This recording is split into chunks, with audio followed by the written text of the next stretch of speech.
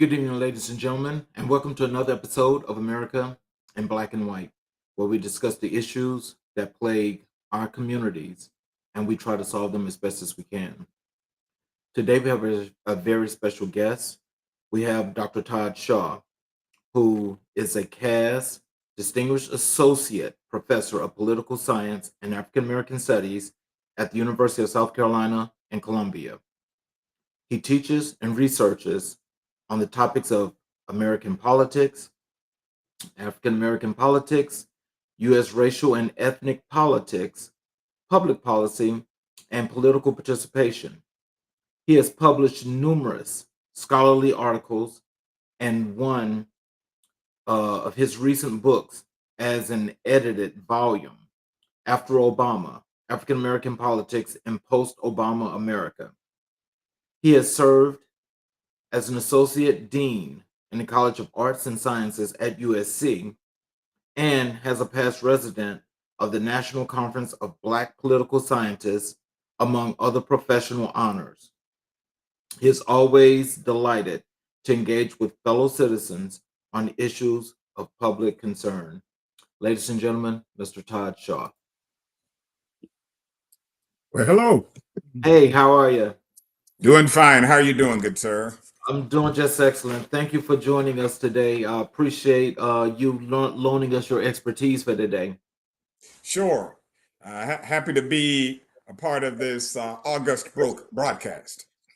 Is there anything you'd like to add to your bio? No, I think you covered the grounds. You said my roots are in India, or did I? I don't know if I included in my official bio, but I'm a native Hoosier, born and raised in Indiana.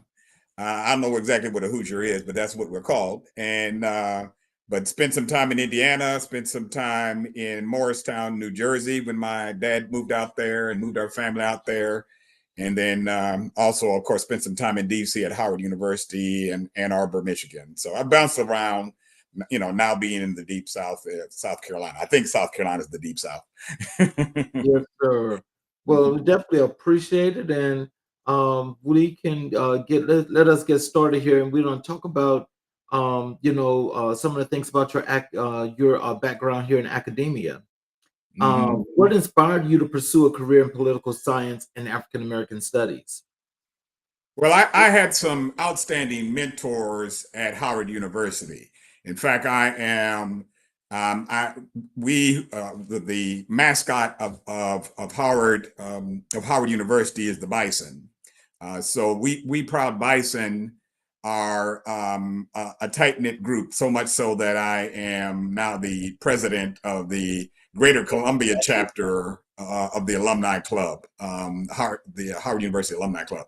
But my mentors at Howard, particularly individuals like Linda Williams, these are faculty mentors, Linda Williams, Ronald Walters, Joseph McCormick. Those are some of the folk who I took classes with, who I was really inspired by their example. And they taught the subject, among other subjects, they taught the subject of African American politics. And African American politics is a cross section between African American studies and political science.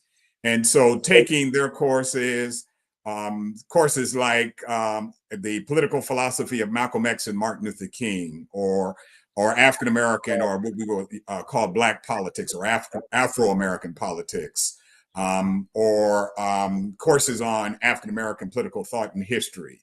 So taking those types of courses from them, I was inspired to think about political science and African American studies at the same time.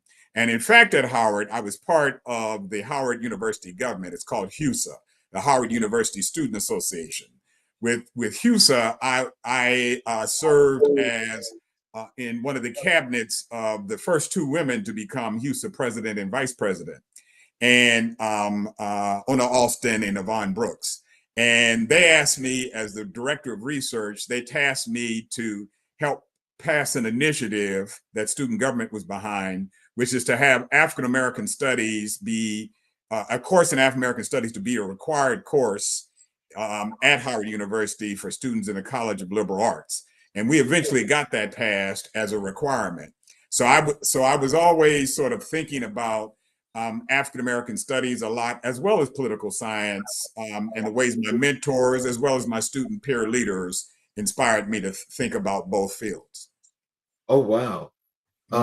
That's pretty cool. So like just in that whole process, I mean, like were there like a lot of advocacy for the students as far as like just different African American studies and courses that they were supposedly presenting at Howard?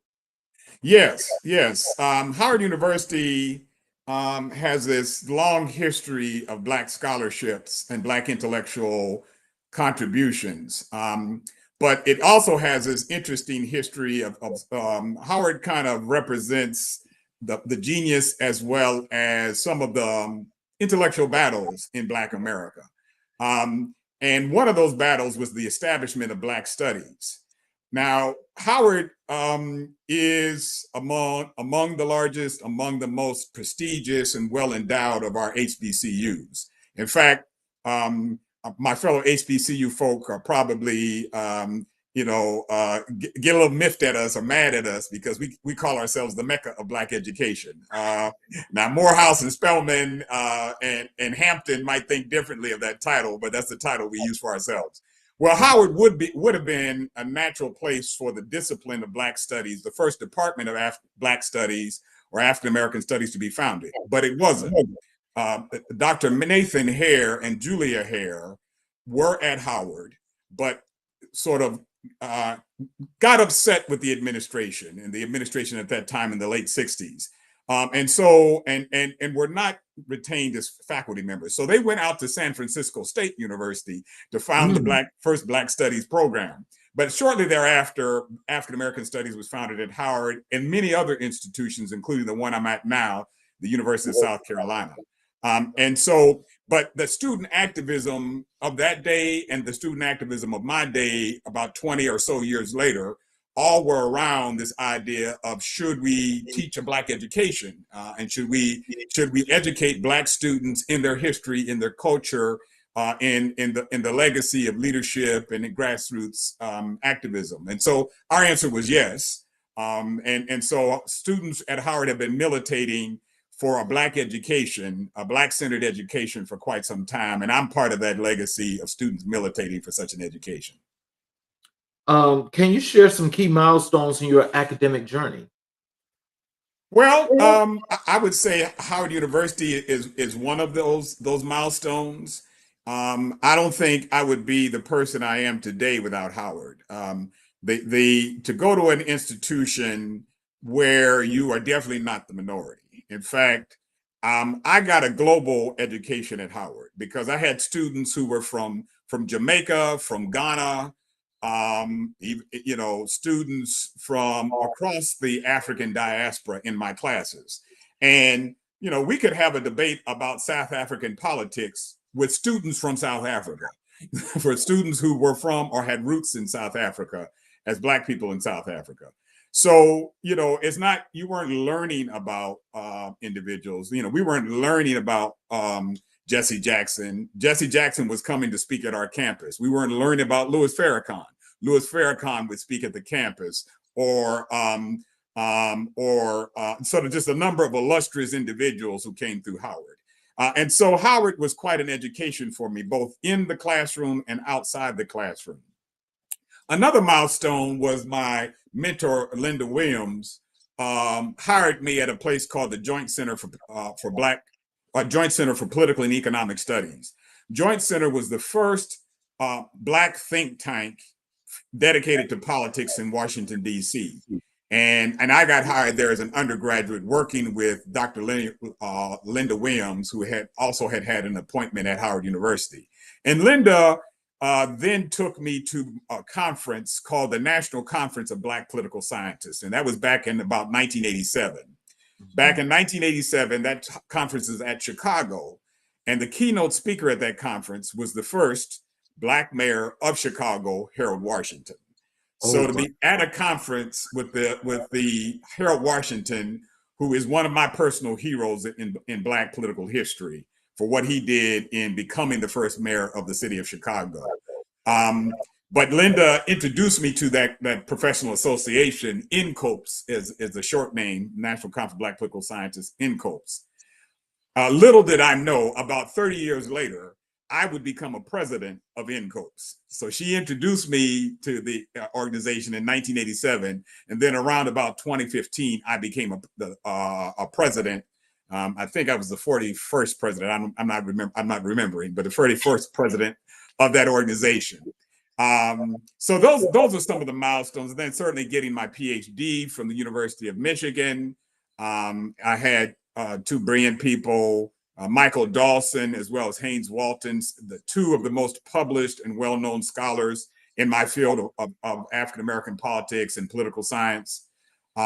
So those milestones just, are among those things. And, and I've been just really kind of blessed, my brother, and throughout my career, now that I'm at the University of South Carolina, certainly getting a job here and getting tenure here and being a distinguished professor here is a milestone.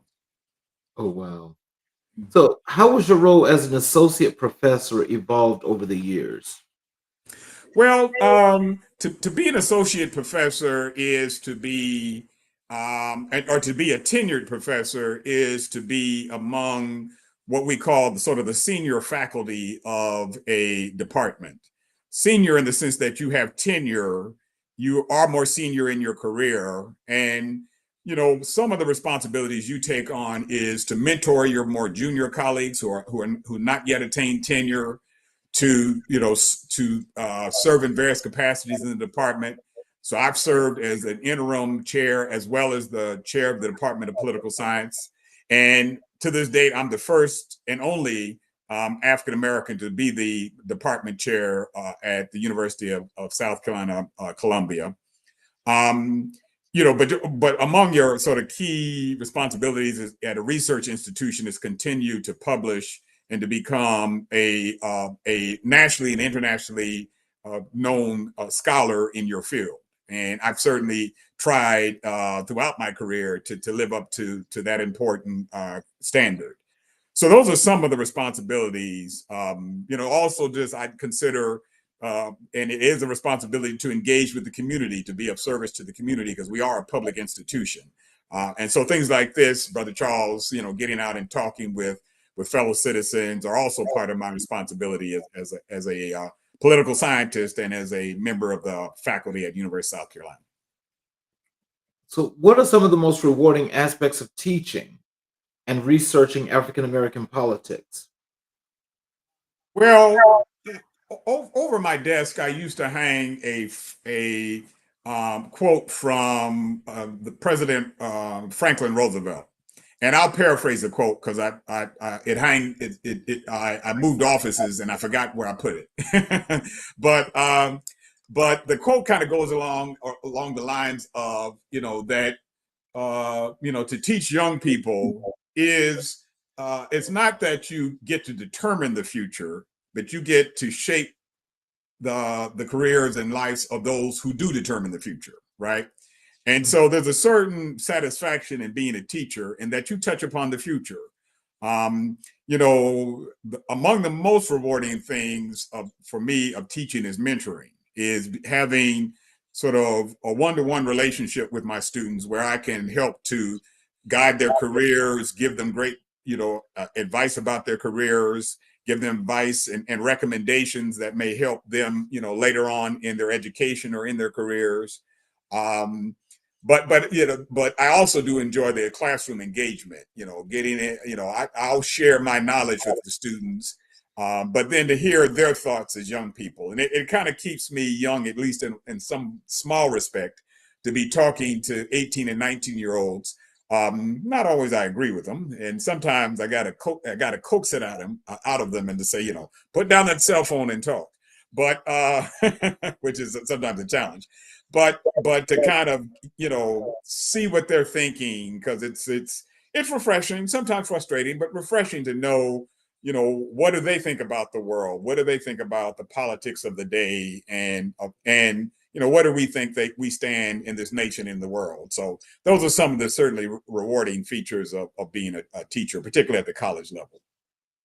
So, how do you balance your responsibilities between the Department of Political Science and the African American Studies program? That is a very good question, and when I have the good answer to that question, we can come back and I'll tell you. Um, it's not easy having what's called a joint appointment.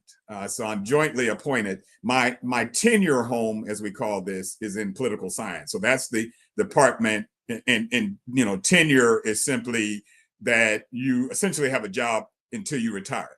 And they find you as a scholar so noteworthy that that rather than go out and hire someone else and let you go, they give you a job for life, and it's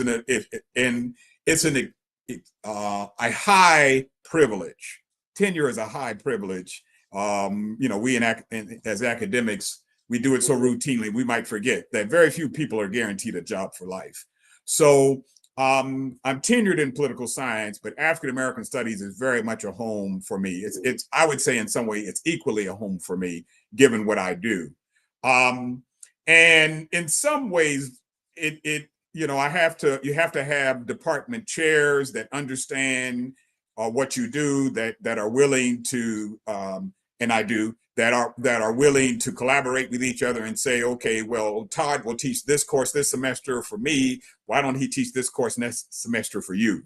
And so you kind of have to do that. There's also Todd is serving on this committee over here for us. Well, but this next semester he'll serve on this committee for you. So you have to have a lot of negotiation to do that well. And both units highly respect me as their colleague and as a scholar, and so we get along pretty well. I'll say now that I'm served in the role of chair of the political science department, so I have some insights, along with serving as an associate dean. I have some insights I can offer both units. Right now, I have some responsibilities in political science, but over in African American Studies, I'm serving as a vice chair. So there's always something where I'm kind of, trying to negotiate between the two units, but both are important to me given what I do. So, as you say, with this being a research institution, how does that jog when it comes to working with, well, how does that apply to your students as well as the community? How do you apply the two? Yeah, so it's for me, it's seamless. I can't talk about African American politics and U.S. racial and ethnic politics without African American studies, because though that is a discipline, among other things, that centers the Black experience and centers how race matters.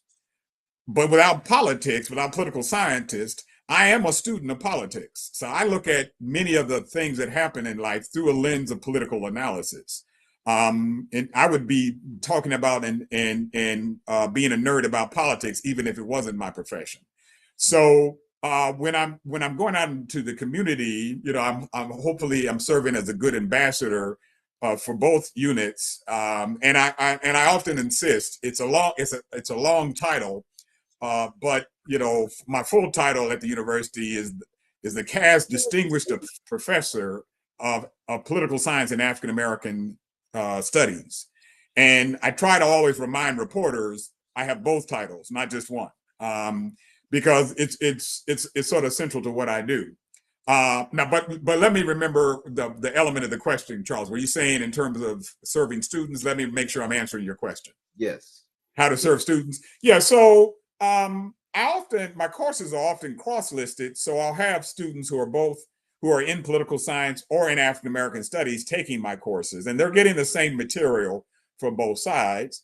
I encourage students who are in political science to, if they're really interested, to either do a double major or a minor in African American studies. And my African American studies majors, they're fewer in number, but I might also encourage them to say, well, if you're really interested in politics, you might do a minor in political science. So I kind of encourage students to explore both areas.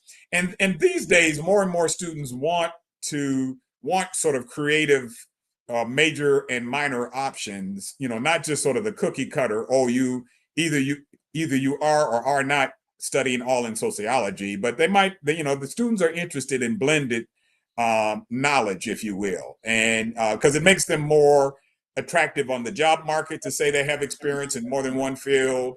And it's just more intriguing to them. I'm finding a lot of students are doing, again, either majors or double majors in areas because they don't see themselves as sort of all in one silo or one box. Mm. So, can you discuss your experience as the interim chair and chair of the Department of Political Science? So, being appointed, well, I was elected by my colleagues in political science and then appointed by the dean. That's how it happens in colleges, is that the faculty give an advisory vote to the dean, but it's the dean's recommendation. The dean decides who's appointed and serves as department chairs. So, I thought it was a great honor. And I enjoyed my time as chair of the Department of Political Science at the University of South Carolina. Department chair also has its challenges because departments are big, they're complex, you have many constituencies, so there's always challenges, and you take those challenges on, and hopefully you feel, and hopefully I feel I did good in that. I helped and served the department well, because you don't want to be a chair and feel like you haven't served the department. What's the point if you haven't served your colleagues and students and staff in good ways? But I found it to be an invaluable experience. In fact, there are various times when I refer back to that experience when I'm giving others advice, because I can say, well, when I served as department chair, here's what I think is really important to your colleagues as faculty members. Or if students going on the job market, here's what a department chair might say. And it kind of gives me a genuine insight about how the department is run. So I can be, a better mentor to my junior colleagues when they say, well, do you know exactly how this process goes? So, well, I may not have the experience of being the chair, because we had another colleague serve as chair over a number of years after I left that appointment was it 2019 or so? But I think I have that right. But but I can give them some advice, because there's some things about departments that don't immediately change. And so it was an invaluable experience. I had the experience of hiring, when I was department chair, 7 members of the faculty were hired. And so I walked through that process. Now, I cannot take credit for all those 7 people. It was a team effort of my colleagues sort of doing the hard work of searching through files, setting up interviews, etc. But I helped to, as department chair, it is my job to seal the deal, because I can't flub it once all that hard work is done by my colleagues. So I'm the one who negotiates with the candidate and the dean to secure them to be here. And I had the experience of retaining some of my colleagues who got offers elsewhere. But I was at least modestly successful, at least 50-50 successful in retaining some colleagues who are great scholars and great teachers. And then there was sort of I've had been able to be successful in mentoring junior colleagues. So there's all these things that I think I was able to do, and I think I'm a better faculty member having served as chair. Hmm. What motivated you to write "Now Is the Time: Detroit Black Politics and Grassroots Activism"? That book stems from my dissertation work at the University of Michigan. And that's what you might say is the highly revised version of my dissertation. But it was highly revised because that book was about somewhere between 200 and 250 pages, double spaced, before it became a book. Now, but brace yourself, Charles. That book was roughly 200 pages. My dissertation, however, was 500 pages. Oh, wow. Right. So, and I would never advise a student to write a 500-page dissertation.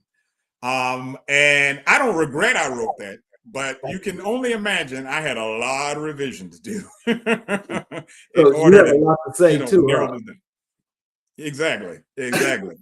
So, but the book asks a simple question, which is, you know, we often think about this idea of protest. Well, what good is protest? What does protest accomplish? And what I wanted to do, thinking about the Black experience, is to say, um, well, when might protest be effective? Because we can't presume that every tool is fit for every job.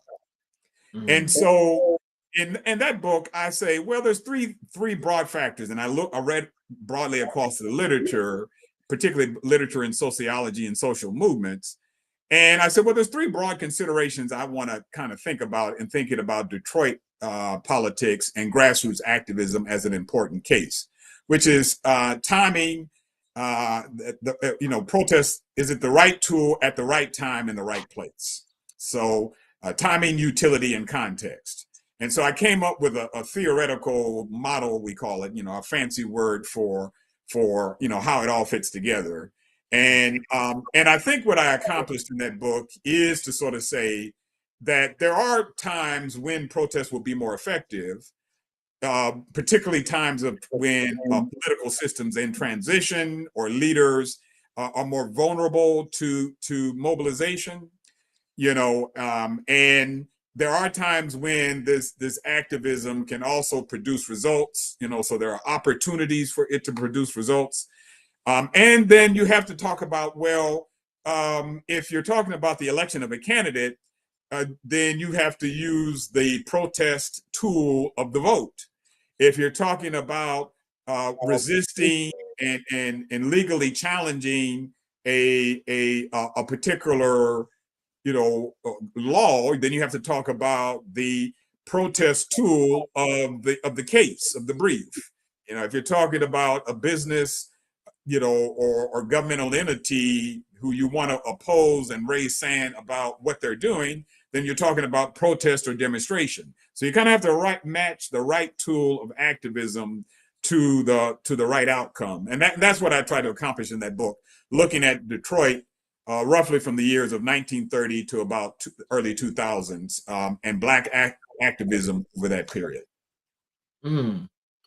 How did you develop the effective Black activism model, the EBAM? Yeah, as I led on, I developed that model looking at and reading pretty deeply the literature in social movements, particularly a particular model called the political opportunities model, that says there's got to be certain conditions to be present for protest to be the most effective. Like, I'll give you an example. The reason why protest was more effective with the civil rights movement in the early in the 1950s and 1960s, as opposed to the early turn of the century, is because of several conditions. One of them was that in some ways the federal government was a reluctant ally to Black leaders and movements. The Kennedy administration, to a lesser degree the Eisenhower administration, but they had sort of pressures, sometimes political and electoral pressures, to observe the rights and to some degree protect the rights of Black protesters. So the Kennedy administration was kind of pulled into the fight when Martin Luther King was jailed in the Birmingham jail. Kennedy famously made a plea about the release of King, partly because he was thinking about the Black vote and the Black vote he needed to be elected president, right? So the federal government was a reluctant ally. Then the activists had networks and resources at a time in greater numbers in that period of the 50s and 60s than was true of the turn of the century. And so, and it was a slow build up, but they began to develop the tactic of direct action at a sensitive time in American history, at a time when there was this whole discussion about, well, isn't America the land of the free and home of the brave? Isn't it a beacon of freedom against communist Russia and the Eastern Bloc? Well, you can't say you are the great entity of democracy if folk are catching hell being beat into the inch of their lives in the South. And so so the activists had on their side this sense of, well, are you really a democracy? Okay, then why are you letting the South deny African Americans their rights and their citizenship rights to the vote? So there were a lot of ways in which activists saw this particular time of the 1950s after a war period. And funny enough, periods after wars are often periods when activism comes into play, because veterans come back and say, hey, I just fought for democracy, like black veterans after World War II. I just fought for democracy, over in Italy and France and Germany. But you mean I can't be a full citizen in Mississippi? Mm. So all of those things kind of came to the forefront, and I used that knowledge from the civil rights movement and other protest movements to say, okay, let me apply this to local activism in a city such as Detroit. Wow. So how much research did you have to do in order to write that? Because as you speak and you mention the detail of how you went through to come up with these concepts of what should be used when and how it should be used, means like, is there like, um what were the what was the meaning, the pure meaning of what you were actually trying to put out as far as the system that you came up with? What was the pure meaning? So the whole purpose of it was to say, when of how is black grassroots or when is black grassroots activism effective? When is black grassroots activism effective? That was the whole point of the model. The broader model is when is grassroots activism effective? So the difference between the EAM and the EBAM is the black part. And I got the idea of the EAM for the broader literature, and then modified aspects of it for the black experience. So that was the point.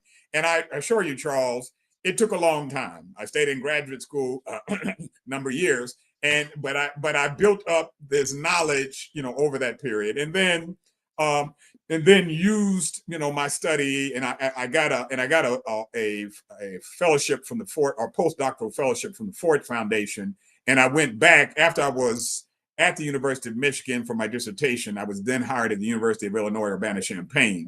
But while at Urbana-Champaign, I got a postdoctoral fellowship, went back to Detroit for a year, went through these archives, gathered other sources of data and stuff that I didn't get a chance to do as a doctoral student. And that's where it all came to play. And so probably the book, the book itself, oh yeah, the book itself took me about 7 years all total, about 7 years by the time I got it all together. Yeah. Oh wow. Mm-hmm. What are some of the challenges you faced in your academic career, and how did you overcome them? Well, I think sometimes, and I'll speak to this directly as a as an African American scholar. Sometimes, throughout my career and throughout all of our careers, we have to, and I'm speaking as sort of a black scholar, as a black intellectual, we have to confront the imposter syndrome. So, I'm in a discipline that has greatly, political science, I should say. Political science is a discipline, has improved in terms of the number of African Americans or blacks, I should use globally speaking, black people who have attained their degrees and gone on and got their masters and their doctorates in political science. It has improved, but we're still a smaller number than we should be. True for most of the departments I've served in. More often than not, I was one or maybe one of three, or one of two or three members of the faculty who were black. And so one of those challenges of the quote unquote imposter syndrome is to say, I've studied something that most of my colleagues, they may highly regard, but it's not an expertise they have. So I have to translate, and I don't have to translate, fortunately things have improved. So I don't have to translate much, but I do have to translate aspects of what I'm doing to my colleagues to say, here's not only, what I'm doing but where I'm publishing what I do, right? Because they have to evaluate me, either annual reviews or reviews for promotion, to say, is Todd doing what Todd doing good? And so, as Black scholars, there's times in which we say, well, we have to know the mainline stuff and our stuff too, and be good at both, and I'm not pointing any fingers to say, this the old syndrome of be twice as good to be just as good, right? And that's even when your colleagues, are very, are good folk who are very sympathetic, do appreciate what you do. So sometimes the imposter syndrome of I'm serving, I'm having to speak to the mainline discipline published in the credible and highly regarded and reputable journals there, but do my stuff within my own subfield of African American politics as well. I have to be a good teacher and mentor overall, but then there can be, symbolically speaking, a long line of students, particularly Black students and students of color, who want to work with me, because I am and sort of seek to be a good mentor. So the imposter syndrome is saying sometimes ends up being, can I do all this well? Should I expect to do all of this well? Am I doing this right? Am I, in my discipline of political science, we are highly numbers driven. We're very quantitative, and me dusting off my own brain sometimes to say, did I run this model correctly? I'm working on a current book project, and I've been working on some models at the end of the book for 3 months, and like, and are they right? Are these numbers adding up, properly? So all of those things going on makes you, as a Black scholar, sometimes question, not the sense of self, but question, okay, am I doing this right? Am I being appreciated for what I tried to do? Should I pull back and try and do all of this? That's how the imposter syndrome can kind of show up.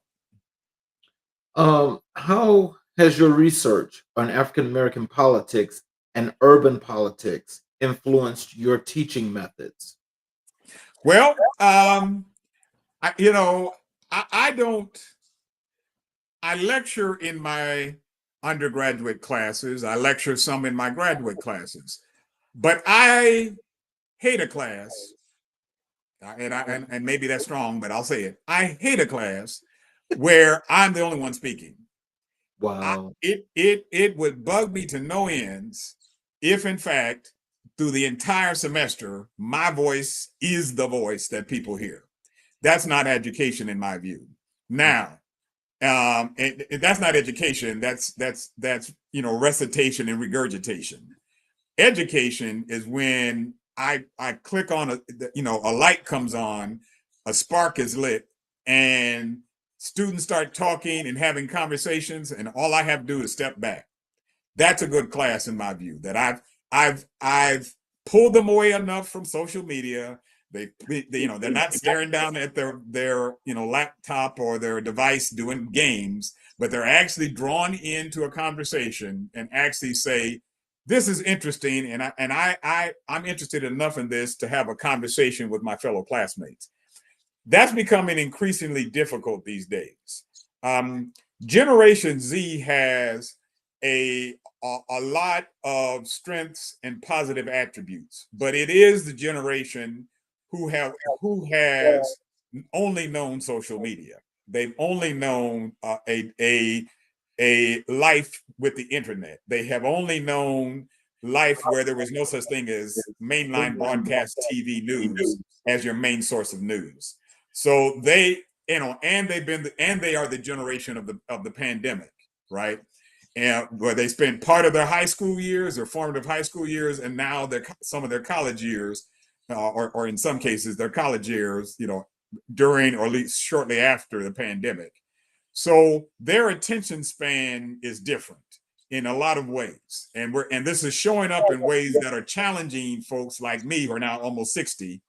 I might as well say I'm 60 years old, to try and appeal to an 18-year-old and Right. draw them in, have them think, have them debate, have them take a side, or at least understand, to inform their own view, and to really take a stake, and not just say, either I'll sit there passively and kind of listen, or I'll just take notes. No, I want to draw them in and have them consider themselves learner in this process, or co-learners in the process. And that's a bit of a challenge these days. So, do you think, because they are such about this social media era, they're about these phones and anything that's dealing with technology, that it pretty much just takes everything right here? How does that affect them when it comes to, let's say, putting them in a situation where they got to critically think? Have you seen any of that where it's not as effective as it should be? Yes, I have. There was a recent article, and I'm trying to remember if it was from the Washington Post or where, but there was this whole discussion about employers firing a whole bunch of folk who are Gen Z, and even millennials firing Gen Z. And some of it is that Gen Z is this most immediate generation who are young adults, but were not socialized in the very social cues of being young adults. And that doesn't mean Gen Z is just running wild, because they have passion, they have brilliance, they have creativity, they have all these things. But because they have spent so much time online with social media, with they'll be sitting right next to each other, texting each other, or doing Instagram. They're drawn away from, as opposed to in person. So putting the device away, finding meaningful connection is the difficult thing with Gen Z, because they just, I'm not surprised that they go out into the workforce and something as simple as, well, is this attire appropriate for the workforce? I'm not surprised that they kind of like skip that, or don't do as well in thinking through that, because they've been sitting in front of a camera part of their high school years, sometimes with the camera off, sitting in their pajamas and floppy slippers, right? So they're like, well, we haven't interacted, they haven't had extensive interaction in person. And so to me, that doesn't make them, uneducable or unintelligent. Far from it, and not at all. But it does mean that we're having to think through some dynamics of that in-person contact, that's those social connections that haven't been true for other generations. And so it's just a little harder for them to not be drawn into those devices and to social media. I mean, heck, I keep my device. I'm an old person, and I keep my device around me a lot. So I can't imagine what's true for an 18 or 19-year-old. And so it's just a challenge as educators. Sometimes I don't go against the trend. Sometimes I say, well, since you're already on your device, let me ask you to Google the following, so we can look this up as a class and think through this. Yeah. So sometimes you got to lean in rather than always tell them, always chide them for being non-social. So, with that being said, though, what do you think are what would be some of the things that you think could help to kind of like ease that and change that a little bit? What are some of the things that you recommend? If it's not just parents, but what you guys do, like in the university environment, to help change that? I think we ought to use the technology in creative ways, so that we're not always chiding them about what they don't know, what they don't do. They have a strong skill set. They can look stuff up and find stuff quicker than us 60 and 70-year-olds. Right. And so that skill set's an invaluable skill set a in what is clearly an information age in which we live in. So you letting them use that skill set for good purpose, and to show them how to use it. Like, for instance, we've had this discussion over the last 2 years, and it's only going to grow, about artificial intelligence and AI. And, the whole question around, hey, can we, in what ways can we just ban AI so that they're not dependent on the AI to write term papers, to write essays, et cetera, et cetera. I've resisted that. I've resisted because students, all of us need to know how to write. We need to know how to, and I teach political science. So the vast majority of my students want to go on to law school. Lawyers need to know how to write and communicate. So we can't punt on the old idea of being critical, analytical, and being able to express yourself in written form, along with, of course, spoken form. So what I do is I don't ban AI from my classroom. I tell them the parameters of when they can use it. And I design assignments where AI is not particularly helpful. If I'm saying, write an essay based on Dr. Shaw's lecture comments from this lecture, you can't go up to ChatGPT and say, not yet. What did Dr. Shaw say? It'll say, well, I don't know. I wasn't in the class, So you can design assignments that are tailored to, actually, I should write that one down, Charles.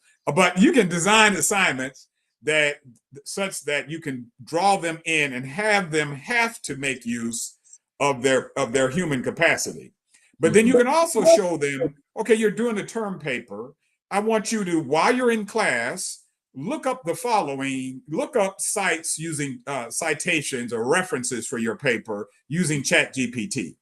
So you can show them how to use it in ways that actually are helpful, that actually are good shortcuts, that aren't cheating, that aren't plagiarizing, aren't just saying, okay, write me a term paper on.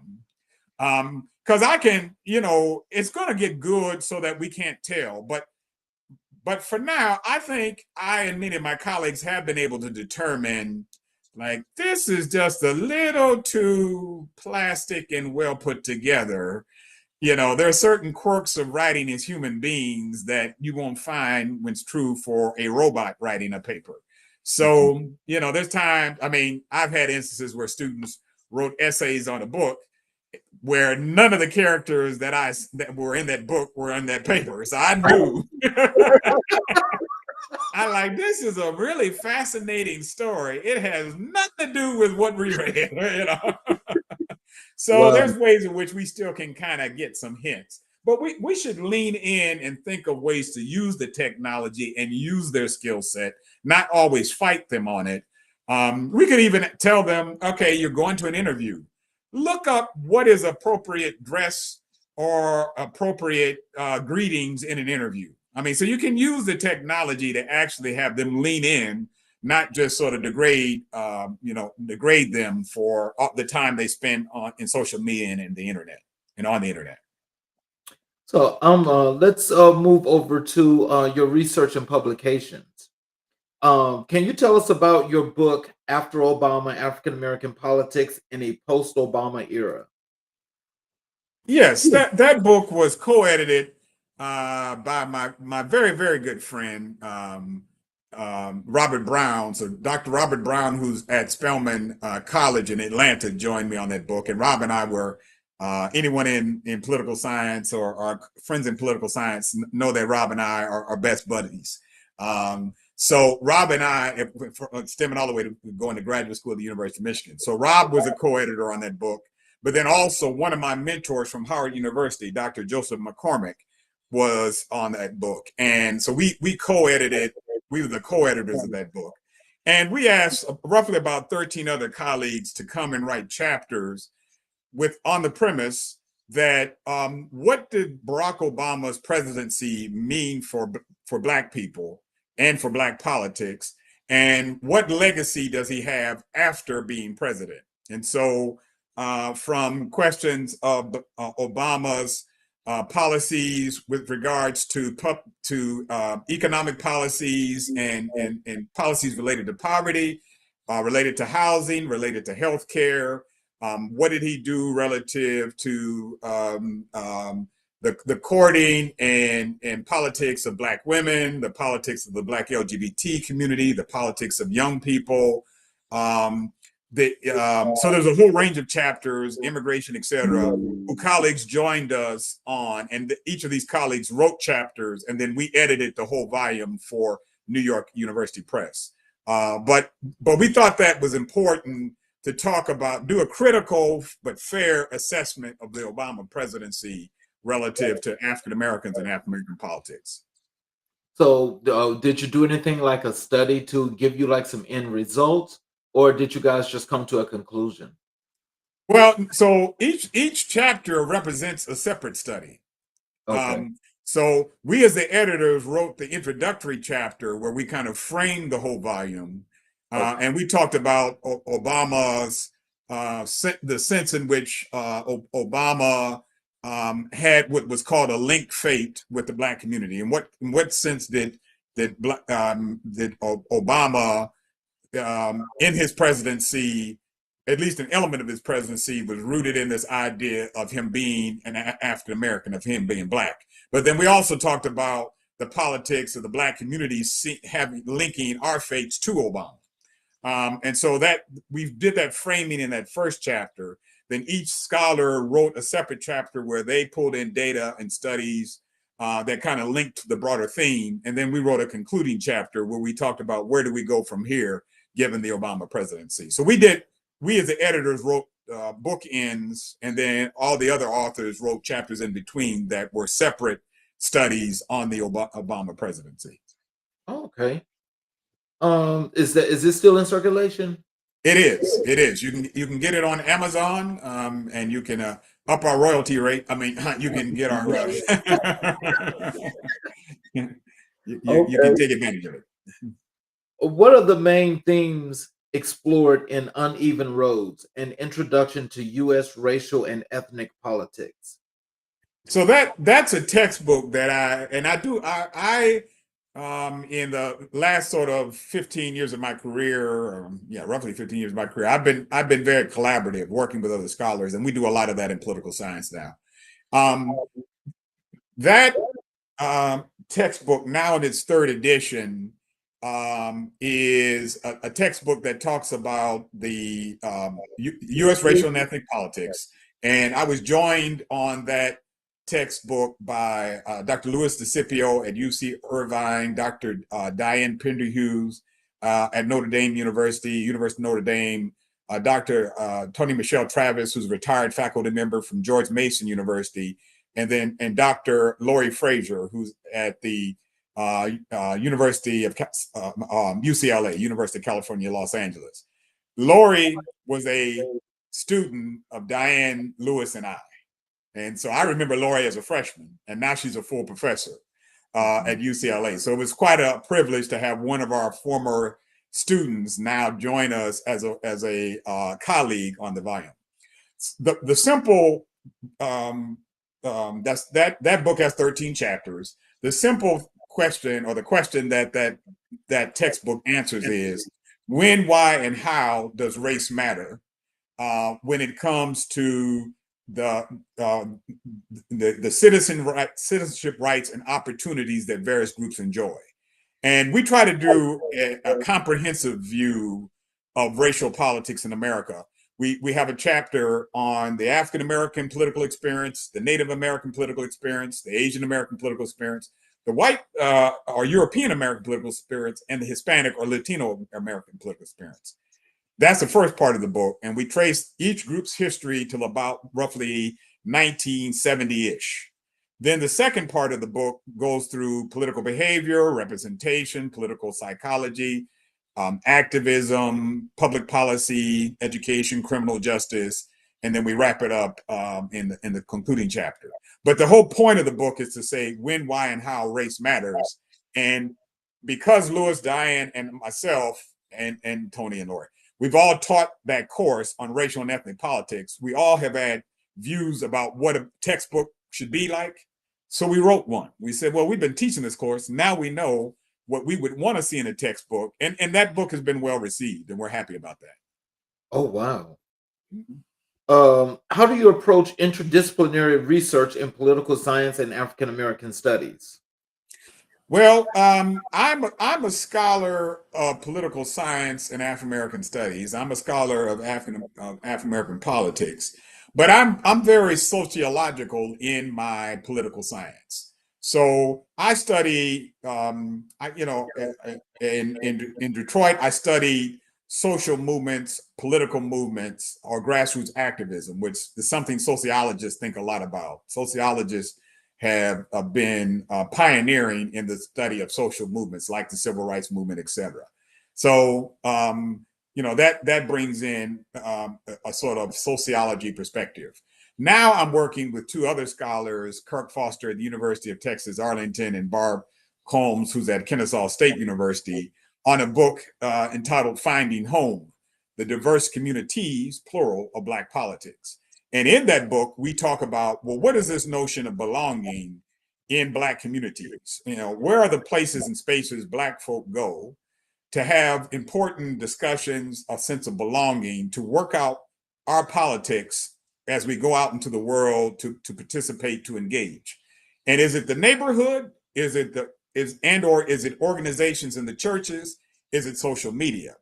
So, and particularly, we make it even a little more complex because we say Black communities, plural, meaning are Black women, is their pattern of connection in neighborhoods, in churches, or organizations and social media, is that the same pattern or a different pattern that's true for young Black people? So if I'm a political candidate and I say, well, I'm going to appeal to the Black community, when I go to the Black church, who might not be there, right? Well, young people might not be there, right? Young people are over off on social media, or they may be engaged in organizations. So if I'm really going to cover the gamut of the Black communities, how do I should I go to different venues, places, and spaces? Because that's where folk are. Are Black LGBTQ folk in neighborhoods? Are they have a sense of belonging in neighborhoods? Or really is it more organizations, which we're finding, coming together in organizations or social media, if you want to go talk with that segment of the Black community? So in other words, Charles, the simple proposition we're trying to answer is, if the Black community is not a monolith, and it is not, then how do we take that seriously and say, okay, well, where are the different places and spaces where Black people in a political sense have a sense of home? And that's what we're doing in that book. Oh, wow. Now, that sounds like a real serious, big research project for today with today's times. What do you think? It is. It is. It's taken us a while to get it all together, and I'm finally getting it together in these last several months of 2004 and into 2025, 2024, 2025. So it's been a project long in development. And some of it, Charles, is the complexity of what we're trying to do. But we're trying to do something simple to start a conversation among various other people. And in fact, I've told my editor and my book editor and my colleagues, all we're trying to do is have people think about these concepts and start a discussion. If they say we're wrong, we're right, there's more, it's a better way to do it, or we're completely off base, good. All we're trying to do is start a conversation and see where people are, and spark some discussion, because it's better to be criticized than ignored. That is true. What current research projects are you working on? So that book project is the big project I'm working on, is the biggest project I'm working on. Then I'm working on some other projects with another colleague, Dr. Monique Lau. We've been using a large data set of the 2016 and then later on possibly the 2020 CMPS, the Collaborative Multiracial Politics Study. We've done a series of papers that we've sent out for review, looking at in what ways do Black folks, and I use that in a global sense, Black folks use lenses that says it's not just race that matters, but race, gender, and other things that matter in thinking through their, what public policies are of importance. And we're finding that African Americans who use, or Black people, who use more than one lens, who don't just say, well, race is the only lens that matters to me. But if they say, well, class matters to me, along with race, I mean, class as a Black person, along with race, along with gender, folk who use those more complex lens are more likely to endorse a broad number of public policies, even when they don't relate to the Black community. So that's one paper where we have a great data set and are developing. And then I have a sort of several other projects, one with Professor Juan Battle. We've created a project. I'm working with another colleague, Professor Kendall Dees. So I've got a lot of kind of important sort of projects that are sort of important secondary projects. The book project I just spoke about is the sort of main project I'm trying to finish, not in the very near future. Well, we would love to have all of you guys to come back and we could have a nice little discussion, because that's really, really interesting. That in Thank you. itself, I think, would help to bring a lot of things into perspective, help people get a little bit more clarity, on how society is functioning, but then also most likely will give them an idea as to where they fit or where they stand, Okay, right. and can like really give them the opportunity to say, hey, do I need to do more of this, that, or do I need to just be a part of whatever's going on? That's right. That's not a whole lot. That's right. That's right. Yeah. And we're trying to say something really that we hope is about the state of the Black experience, the Black political experience in this early 21st century. That's with that particular book project, the first book project, or the book project I was talking about. That's what we're trying to do. So, how do you see the role of social movements and grassroots activism evolving in today's political climate? Well, stating it succinctly, because we college professors have the problem of not being concise, or I do. Let me not put it on all my colleagues. I would almost argue, and I don't want to go too far on a limb, but I would almost argue that Joseph Biden and Kamala Harris became president and vice president because of Black Lives Matter. Now, let me explain. I don't think you can delink the fact that more people voted in the 2020 election than have ever voted in a U.S. election ever. More people voted in that election, roughly 160 million people. We've never had 160 million people voted. And of course, more people voted for Biden than had ever voted for a presidential candidate. So why do I say Black Lives Matter, or the Black Lives Matter movement mattered? More people mobilized during that protest movement than any other protest movement, we believe, including the civil rights movement in American history. One happened roughly in late May, early June of 2020. The other happened in November of 2020. I have to believe, and the social movement scholar in me has to believe, that grassroots activism and social movement activism that involves so many people across a range of communities, but particularly in the Black communities and young people, had something to do with them mobilizing, the same mobilization or the same mobilization fervor and spirit made its way to the ballot box. So that's just one example. I think that we can say grassroots activism mattered. And even for folk who say, well, but what came of it? We do have a George Floyd Justice in Policing Act, though not passed by Congress, though short of the votes it needed in Congress. It is there for a model of a Democratic president to come and to use it as a means for police reform and to reform qualified immunity. So that's there. There have been a number of ways that local police departments and municipalities have put in place reforms that many Americans don't know about, but it was a result of Black Lives Matter that mobilization occurred. There were folk who were elected to office because of Black Lives Matter. and in state houses and in city councils and in mayoral elections because of Black Lives Matter. So there are members of Congress who were elected because of Black Lives Matter. So, election in of itself is not what activists were looking for.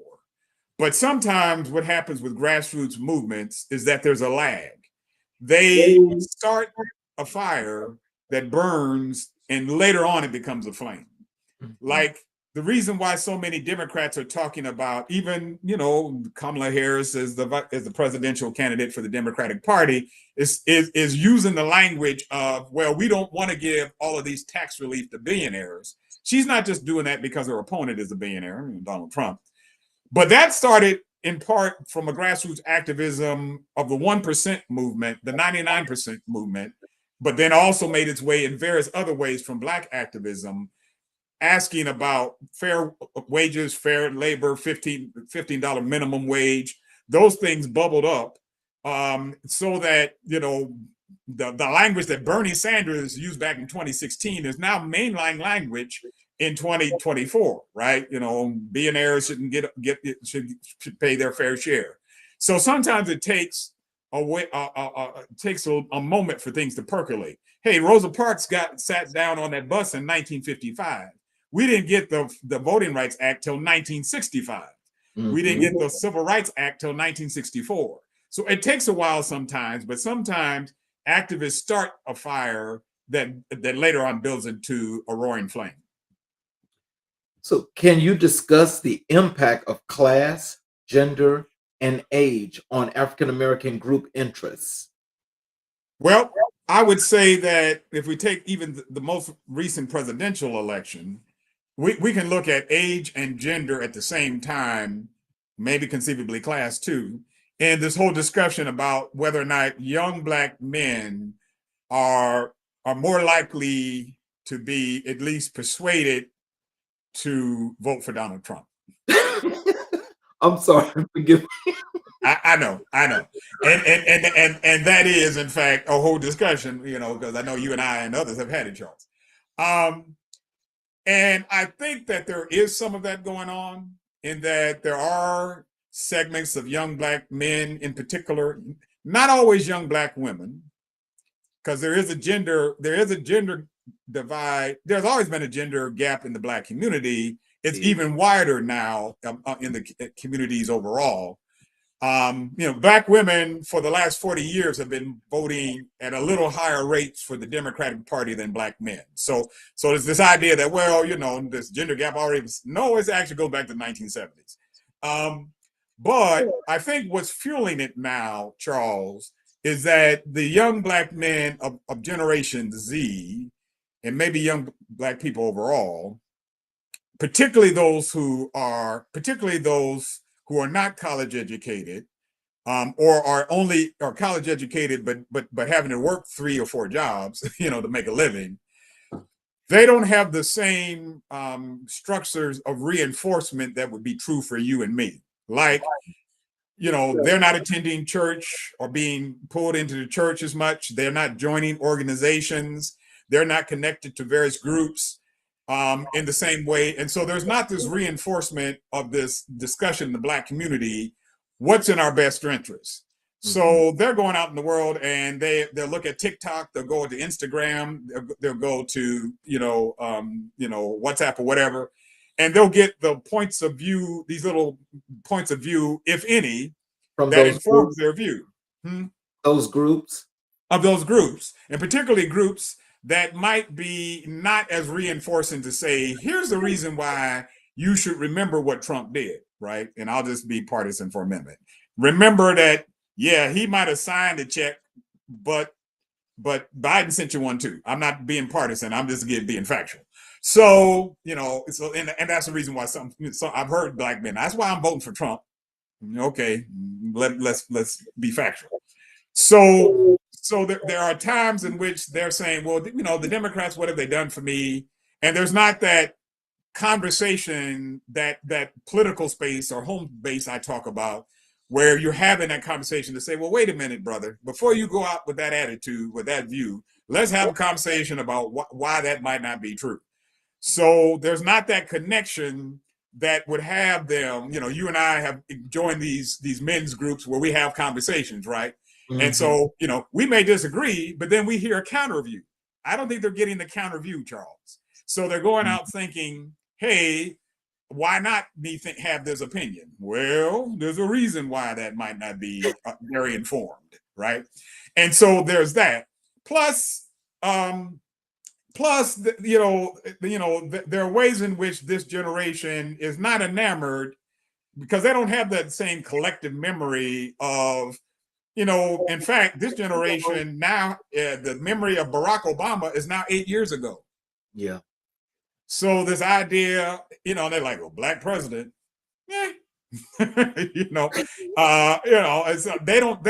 not have that same memory you and I had in 2008. It's like, wow, we elected a black president. Can you imagine 16 years ago? 16 years ago, right? If you were 18, before you even had any political consciousness. So they don't have the same reinforcing mechanisms in the communities of organizations and various things that shape you and I, and they're not having that same even point counterpoint discussion and debate in black community circles. Even at the barbershop, you might have some give and take, but you can leave there. You're not going to your other organization or this church group, or it's not reinforcing. So you go to the barbershop, I ain't gonna speak my mind because the barber disagrees with me. I'm just shut up, and then I'm gonna go hop in my car and go on TikTok. And again, that's not a forum that's going to promote. Those algorithms are just going to reinforce what you already like. And so if you have an idea that's not quite informed, it'll just reinforce your not informed idea. Just push it way out there. Right. And so that's how this age factor, this gender factor, can make can make a difference, and then some element of class, because if you work in 2 or 3 jobs, and inflation means a heck of a lot to you. If you are not, it means a lot to all of us, let's be real, but it means even more when you're struggling, with high housing and rental prices. So like, what have the Democrats done in the last 4 years? So these things can bring about there's always been diverse interests in black communities, but there is even more diversity because we don't have these points to come together and to work out agreement or consensus, at least in a good way, not a consensus of you got to believe what I believe, but even to work out your differences in ways that you at least understand the counter view, even if you don't hold it. And young people are not the folk who are joining these organizations in the same ways to be able to get that reinforcing agreement. How do you incorporate your research findings into your classroom discussion? Well, one way I do is, and I'll just tell on myself. I make the students read some of the stuff I publish. So they may be reading. I teach a course on racial and ethnic politics, and they may be reading my intro to my Uneven Roads co-authored textbook. And that, but I think they appreciate it. I always tell my students, I like, if you ain't paying me royalties, I don't get much. But I actually do take my royalties and give them to student scholarships because I don't want to benefit from my students. That's not the point. But the idea is that I've studied this concept, so you now have the benefit of us having a good conversation based on what I've studied, and I do that all the time. In the sense of, I teach what I know. I teach what I know. I try, and if I don't know it. If I don't know it, I try to go learn it, in order that I can teach it well. Yeah. What are some of the most significant changes in African American politics you've observed over the past decade? Yeah, well, I think that factor of the Black community's diversity becoming more diverse, in the sense that because the groups we look at in this book I'm talking about is, and I know these are overlapping or intersectional identities. It's these circles overlap, so they're not. You can be a Black woman and you can be middle class. It's not one or the other. But we do look at Black women, young Black people, Black working class and poor folk, Black LGBTQ folk, and Black folk with immigrant backgrounds. Those are the communities we look at. And particularly with the immigrant community, or the community with immigrant heritage, that community has always been here in America. I mean, the Black experience is one of immigration, well, importation, but immigration, with slavery. And so, in some ways, Black folk have always been diverse. If you talk about our ancestral roots in the motherland being brought here to the United States in chains, and then having to create a Black experience out of our diverse African experiences, right? You're Fulani, I'm a Khan or another group. How did we create a common Black culture together?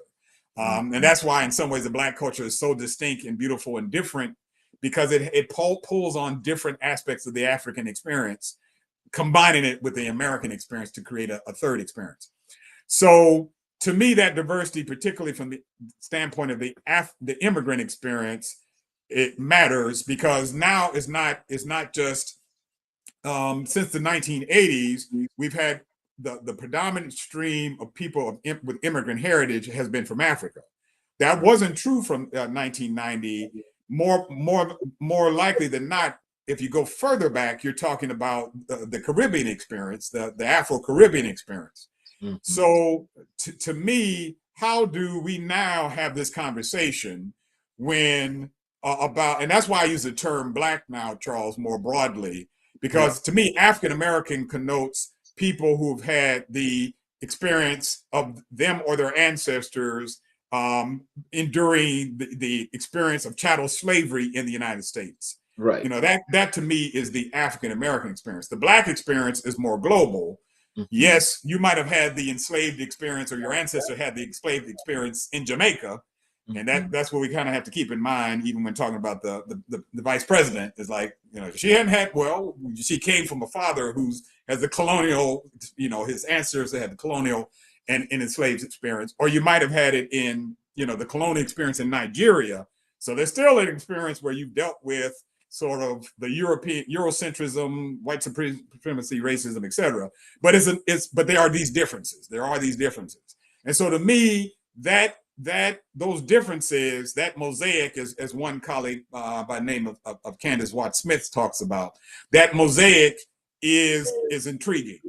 And more as we talk to each other, particularly in large cities, we recognize this view, or we should recognize that the Black experience in America is now a global experience. It's Black folk from around the world, including those of native who have nativity here in the United States. That's why I think, I'm just going to go out and say this, Charles. That's why I think it was so pernicious as to what we're doing done to Haitian Americans, or Haitian folk of Haitian immigrant experience in Springfield, Ohio. Donald Trump and J.D. Vance talking about folk eating cats and dogs. How that was so viscerally racist, but it's also viscerally racist against Blackness, because folk ain't gonna make no distinction. They can't make no distinction between being Black Haitian and being Native American, African American Black, right? If you don't open your mouth or say your last name, how do they know, right? They're just looking at a Black face, right? And so to me, that experience where we all are racialized, even though we have different ethnic views and ethnic cultures and a whole gamut of things that make us different, it's that experience of race that also is a common denominator. And so to me, that's one aspect of how Black politics and the Black experience itself is changing. And that's just one of many. I mean, if we talk about the Black LGBTQ experience over the last 20 years, and the ways in which that experience sort of lends itself to a whole range of institutions and culture, et cetera, that's been produced that has a bearing upon the African American experience. Yeah. So, how do you stay updated with the latest developments in your field? Well, I watch too far. I look at far too much online news and other stuff. I'm a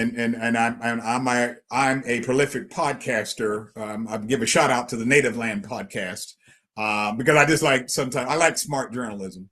But in terms of my own field, it's not hard to do in the sense that I'm in the center of knowledge, and so I talk with colleagues, but then I certainly go to professional conferences and read, listen to presentations, read papers by smarter and younger scholars, and see the sort of the innovative stuff that they're doing.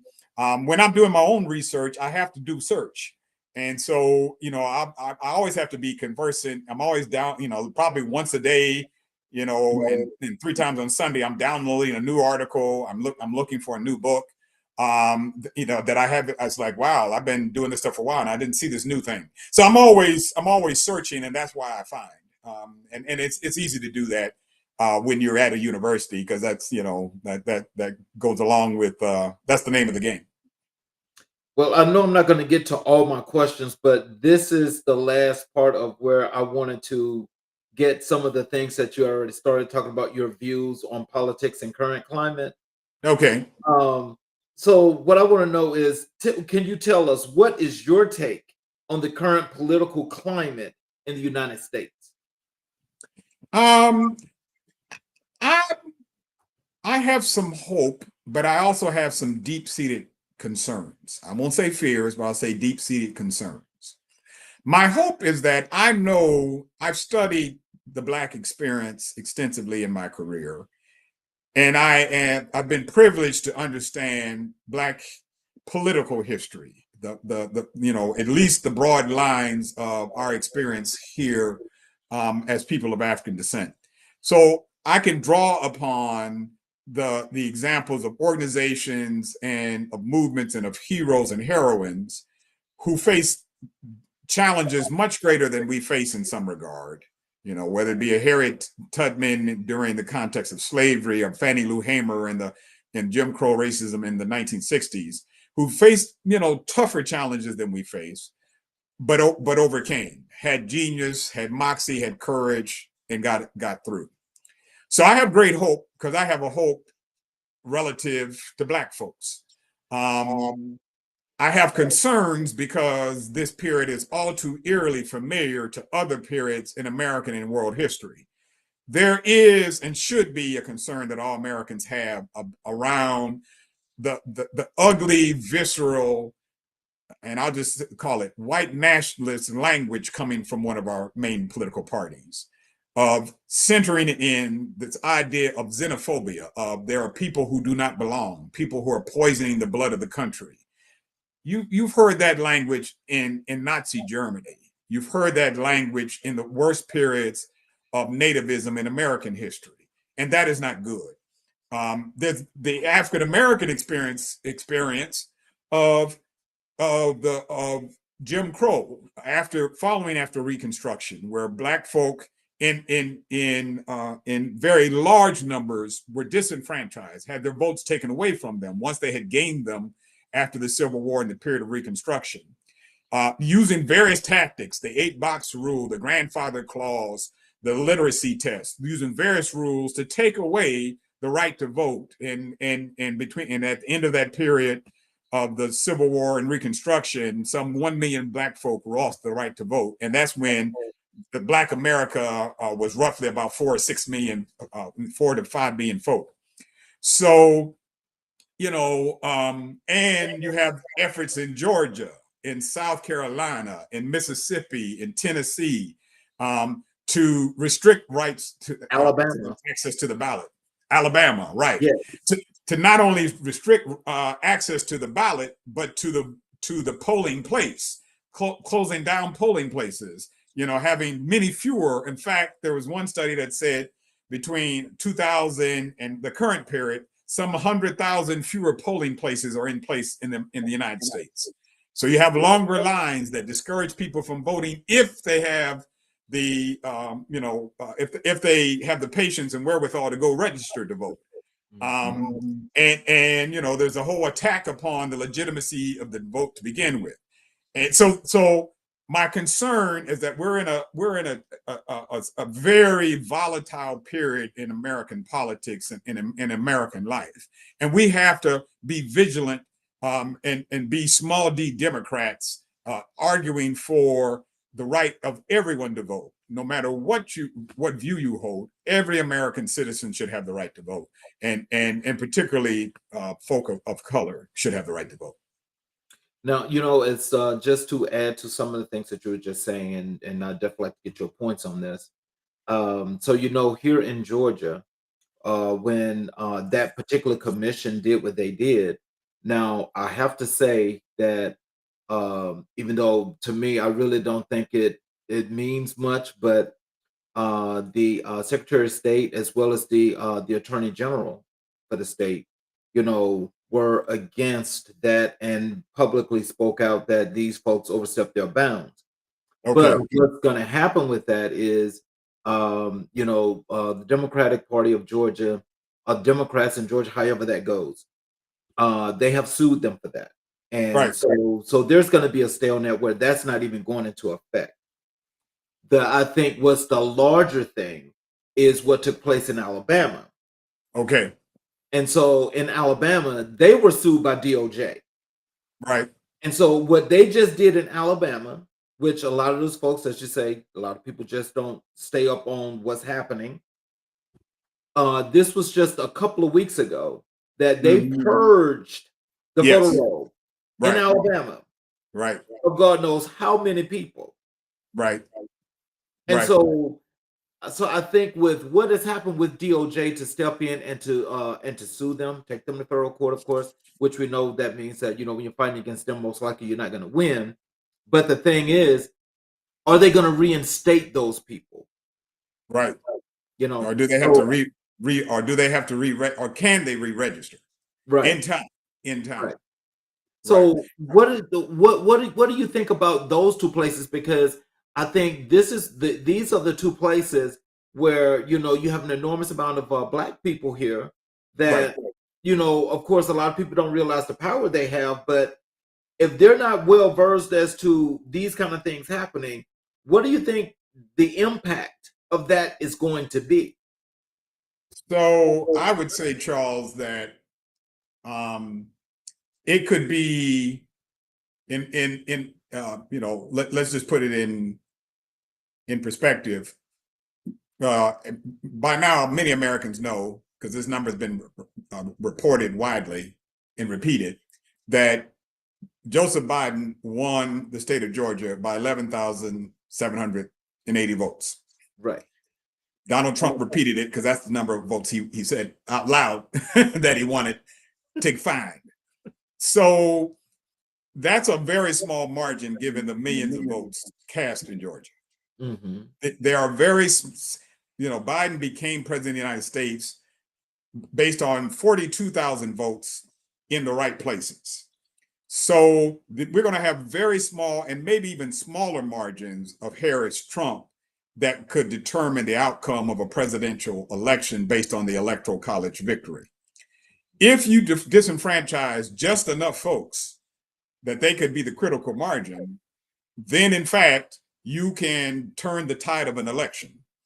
In fact, there's an argument that Professor Alan Lichtman and Walter Mebane make about what happened in the 2000 election in Florida, that they both find that there were tens of thousands of African-American voters who were disenfranchised in Florida. George Bush took that state, or was granted that state by the Supreme Court, and became president of the United States. And that was a mere 700 votes, because the court said they're permitted to stop counting. Because here's one thing I want to alert your audience to, Charles. There's still work to be done on democracy in America. You might be surprised to know there is no federal guarantee of your right to vote in the U.S. Constitution. There is no federal guarantee. How do we know? Because Chief Justice John Roberts stated so. He has stated on at least one, if not 2 occasions, that the states determine who votes, period. Mhm. So there is no federal law that says, now let me be clear. The 15th Amendment states you cannot, 15th, 19th, 18th, other amendments state what cannot be used to deny your vote. So the 15th Amendment says race, creed, or color cannot be used to deny your vote. But it doesn't say you can't have other things that are used to say you cannot vote, like previous condition of being incarcerated. So these are all. So we have all of these things going on. But to get back to your point, I'm getting far afield. To get back to your point, if you disenfranchise just a small number of voters, they thought they were registered to vote. They show up at the polls and they're not. Right. And even if they are permitted to cast a provisional ballot, then to what degree is that? Right.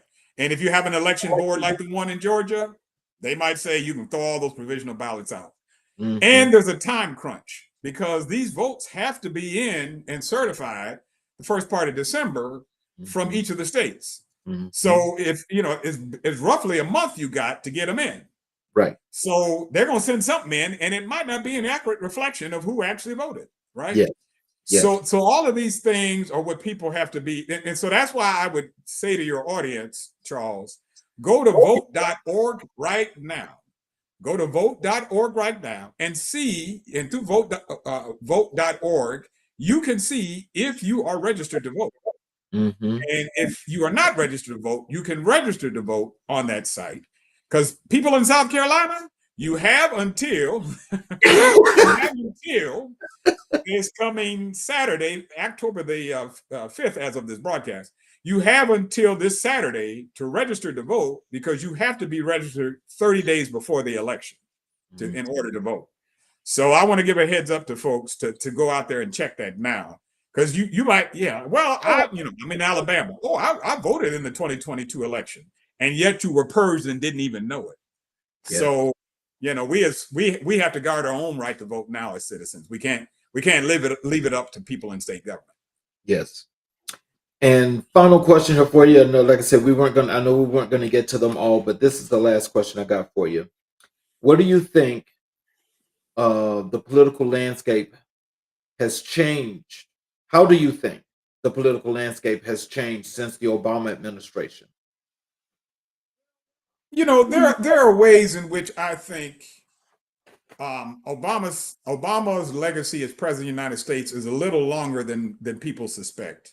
And I'm not saying that as a just loyal acolyte of Obama. I have my critiques of Obama's presidency as well.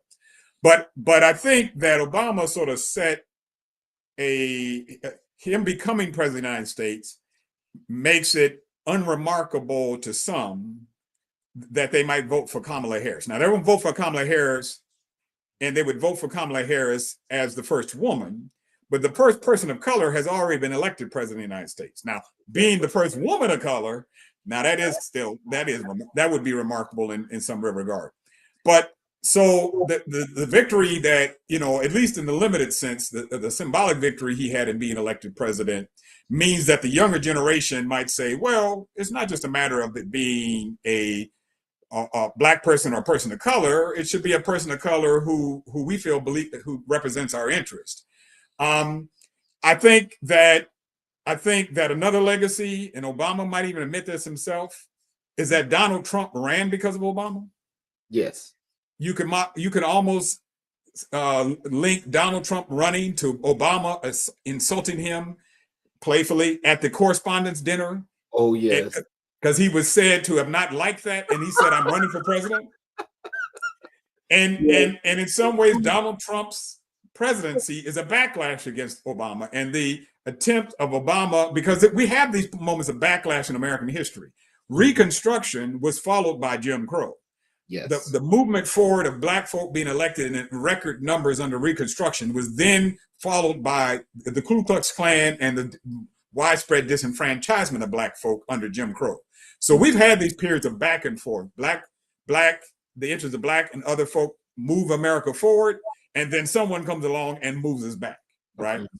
But I think another legacy of Obama is that in some ways, Joseph Biden is a legacy of Obama. Mm-hmm. I'm just going to go out on a limb and say, other than with foreign policy and military affairs, I'm put that over to the side. Mm-hmm. Joseph Biden has been among the most progressive presidents in American history, but I think he learned from the example of Obama's legacy. Mm-hmm. Kamala Harris then became the first woman and woman of color vice president because of Biden. Mm-hmm. And I won't say that the Biden and Obama camps have always been in agreement with each other, even with Obama out of the White House. Mm-hmm. That's another story. Mm-hmm. But I think all of this are the ups and downs of Obama's legacy. And there's much that Obama, I think, feels he wouldn't, Obama laments that he never got immigration reform through. He greatly laments that. He laments that there wasn't more police and criminal justice reform under his legacy. Because remember, Black Lives Matter, Alicia Garza and her co-sisters who founded Black Lives Matter, that was started under Obama. It was. Right? So from Michael Brown to Trayvon Martin to various other ways in which Black folk suffered under the hands of police brutality and police violence. So that started under Obama. So there are many ups and downs to Obama's legacy, but I think it's a legacy that we should be mindful of, and think about, well, where do we carry it forward, and what are the victories still to be won? Now, I think that's a valid point. I think we can keep it as flat line, know exactly what happened, what transpired, what was passed, what was not passed, and use that to project things to go forward. But that's right. As we do that, though, the thing is, the people that represents either party, are they still with that or are they not? Now, I will tell you personally, I will tell you this. I'm not a Republican or a Democrat. Okay. I'm neither. Because you're in the majority, actually. But I will tell you this. Independent. But I will say this. I know that for my interests, excuse me, I just know that there's no way I could vote for somebody that's going to repress me. Right. Right. And so, that's why I got to have you back on the show, because I'm going to tell you something. These black men for Trump, I want to know, did you get an invitation to that? I did not. I think they know better than to send me an invitation. I never got an invitation. Okay, so good. I'm just saying, is like, how do they go and they try to make us all monolithic? Like all black men, this is mainstream media. All black men are voting for Donald Trump. That's a lie. That's a lie. The vast majority Charles, here's the irony. The black community is the only community in American political life where 13% of us voting for the other side is considered enormous. Right. Exactly. If you had 87% of white folk vote in one direction, you would say that's unanimous. Right. Exactly. It's like, well, that's almost unanimous. There's only 13% on the side. So to me, it's the presumption that black folk. Now the problem is that the Democrats and Republicans are not the older versions of the party where you could have these ideological and policy disagreements. You could be a black conservative and in good conscience vote as a Republican.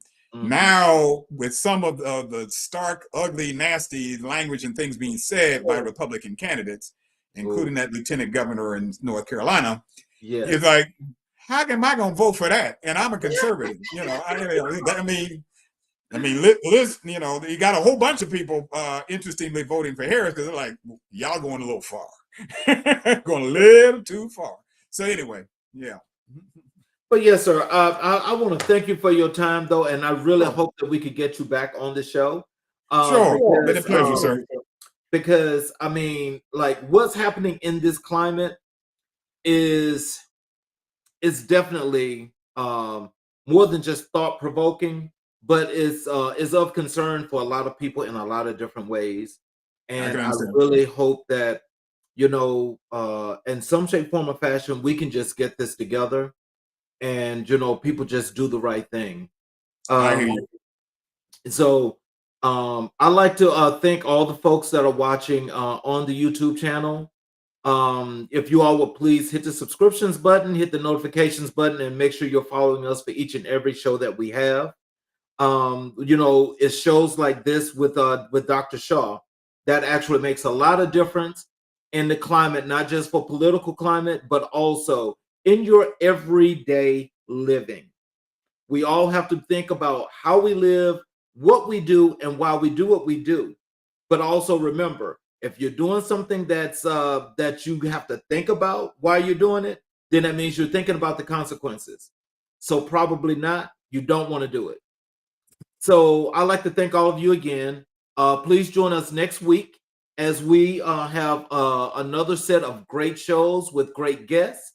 And again, we want to thank Dr. Shaw for actually giving us a lot of knowledge today.